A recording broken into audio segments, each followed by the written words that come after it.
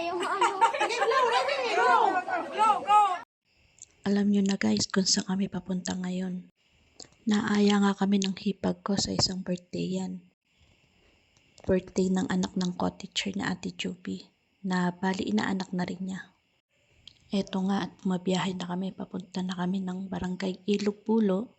Dito lang din sa bayan namin, bayan ng San Miguel. Linggo nga to ng hapon kaya walang masyadong traffic ngayon.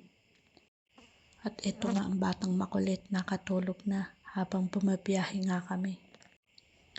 Mag-aalas 3 na din kasi ng hapon to. Ito yung oras ng tulog niya, kaya ayan, nakatulog na nga. Ito na nga po kami, malapit na kami to sa bahay. May birthday. At ayan nga ang bata, tuwang-tuwa. Oh. Gustong-gusto ng lobo. Nagpapakuha pa nga ng isa. Di pa nakontento sa isa. Gusto, dalaw pa hawak. At alam niyo ba, ang tawag niya na sa lobo ay ball. Mukha kasing ball. Kaya nga sa tuwing nakakita siya ng lobo, lagi niyang sinasabi, ball. Ayan nga po si Yana, ang batang independent. Gusto niya siyang kakain mag-isa, ayaw niya nang sinusubuan siya. Kaya pag alam niyang kakain na, manghihingi na ng kutsara yan. Papapa na daw. Bali ito nga yung may birthday si MB. Fourth birthday niya. Kumakaway nga si Yana dyan. Nag-hi siya sa Kuya MB niya. Ayan nga at kinakantahan na dito si MB ng mga classmate niya. Binabati na siya. At after nga siyang kantahan ng mga classmate niya, nag-blow na din siya ng cake niya. Nakailang blow nga si MB.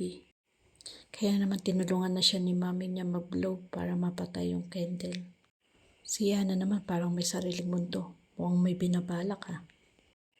Ayan nga po at di na nakatiis ang batang malikot. Lumabas na ng bahay. Nagpunta na sa karsada. Nasa looban naman tong birthday na pinuntahan namin. Kaya madalang ang dumadaan na sasakyan. Kaya nakita nyo naman yung mga bata. Ayan, naglalaro lang sila sa labas. After naman ng kainan, ayan, nagpalaro na nga sila sa mga bata na bisita. Ayun nga yung magtita, hindi umabot. Gala kasi ng gala ang bata. After nga nun, umuwi na kami kasi paggabi na din. At ayan nga ang bata, nakapwesto na. Napagod nga kalalakad kaya mamaya paksak na yan. Medyo traffic na nga yan nung pauwi na kami. Mag 5 PM na din kasi ng hapon yan. Andito na nga kami sa kanto ng Camñas, papunta sa Barangay Santa Ines. Andito na nga rin kami sa kanto ng Balukok, pauwi ng bahay. Mabuti na nga lang nakasama ang panahon, hindi umulan. Ayan, masikat pa din yung araw. Kanina kasi nung papunta kami sa birthday yan, makulimlim. Buti na lang at hindi tumuloy yung ulan. Ayan na, natatanaw na po namin yung bahay. Lapit na kami. Ayun nga yung mga alagang kambing ni Daddy. Mga nakasuga. Ayan, ito na. Dito na kami sa garahe.